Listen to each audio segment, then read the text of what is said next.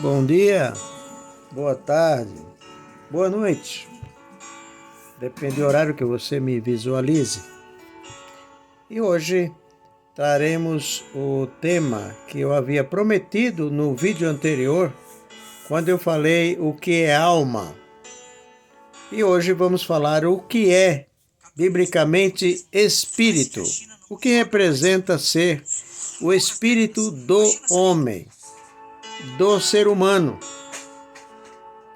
Existe diferença do espírito de Deus, o espírito maligno, dos anjos caídos, que são próprios anjos caídos do céu, são chamados também de espíritos malignos, mas o espírito do homem, o que a Bíblia define ser o espírito, nosso espírito.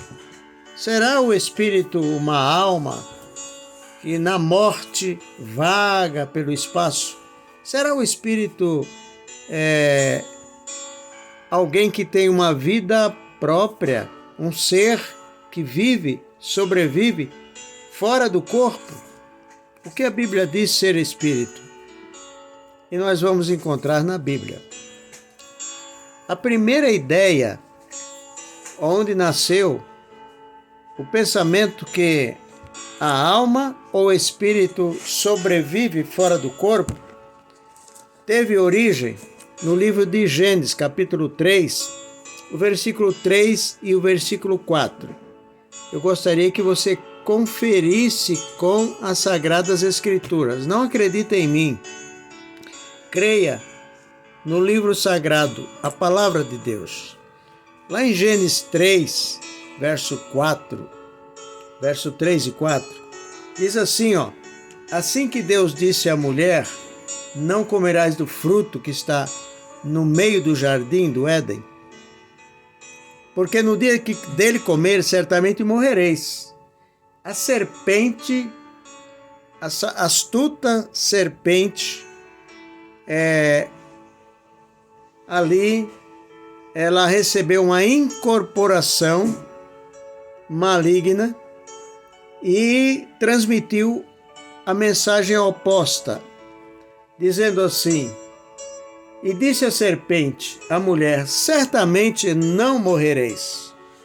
Então aqui teve a origem da ideia que a alma não morre, que o homem espírito não morre. Foi aqui que nasceu. Foi nessa sessão mediúnica, onde a serpente recebeu uma incorporação e falou,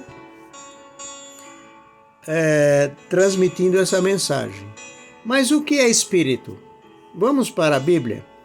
A Bíblia lá em Gênesis, no capítulo 2, 7, diz assim que Deus formou o homem do pó da terra e soprou nos seus narinas o espírito de vida, e ele foi feito alma vivente. Então encontramos a primeira definição, que espírito de vida dado por Deus foi o próprio insuflar do assopro de vida, Deus transmitindo ao homem no jardim do Éden. Agora em Gênesis, no capítulo 2, verso 7, 22, Gênesis 7, 22, disse assim que depois do dilúvio, tudo que tinha fôlego de espírito nas narinas, morreu, pereceu. Tudo que tinha fôlego de espírito de vida nas narinas morreu com o dilúvio. Agora, sempre que for analisado, eu aconselho a todos, um tema bíblico, nunca se apegue a um único versículo, porque a confirmação de um tema tem que ter no mínimo 3 versículos para ser confirmado. Então nós vamos para mais versículo agora no Novo Testamento, que nos define o que é ser espírito. O nosso espírito, o espírito do homem. Lá em João 4, verso 24, está descrito: Deus é espírito, importa que os que o adorem em espírito e em verdade. Então aqui, adorar a Deus em espírito é pelo nosso psique, a nossa consciência, nosso raciocínio. Então o raciocínio também é denominado como espírito, psique. A nossa consciência é denominada espírito, sem necessidade que haja intermediação para buscarmos ou adorarmos a Deus. Para não alongarmos, nós vamos para Romanos 8,16. Lá diz assim: o mesmo Espírito testifica com o nosso Espírito que somos filhos de Deus. E esse Espírito que testifica com o nosso Espírito é a nossa consciência limpa diante de Deus. A nossa consciência, o nosso raciocínio, o nosso psique, o nosso intelecto é definido também, além de ar que Deus insuflou, essa outra definição para espírito é a nossa mente, o nosso psique. A Bíblia diz lá em Romanos também, quem é que sabe as nossas atitudes? Romanos 8,16. O Espírito de Deus confirma com o nosso Espírito que somos filhos de Deus. Quem é que sabe das nossas atitudes, se não somos nós e Deus? Somos conhecedores. E não é porventura a nossa consciência, amigos, a nossa faculdade de discernir nossas atitudes, assim esse Espírito que testifica com o Espírito Santo que somos filhos de Deus é a nossa consciência, nosso raciocínio, a nossa escolha de sermos filhos de Deus.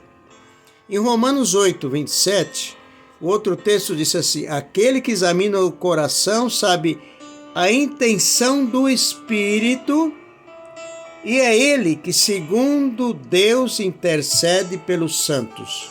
Romanos 8,27. Deus sabe a intenção de cada mente humana. E aqui a intenção, o psique, Deus sabe a intenção do nosso espírito, da nossa mente. É também definido como o nosso psique. Lá em Colossenses, capítulo 2, o verso 5, nos diz assim para finalizar: porque ainda que esteja ausente quanto ao corpo, contudo, em espírito estou presente convosco. Paulo falando que ele estava distante dos irmãos de Colossos, os colossenses, mas em espírito ele estava presente. Não significa que era um espírito que saía dele e ia lá estar com os irmãos de Colossenses, mas a mente de Paulo, o raciocínio estava voltado, relembrando, saudoso dos irmãos de Colossenses. E a essa mente ele designa ser o Espírito. Em espírito estou convosco.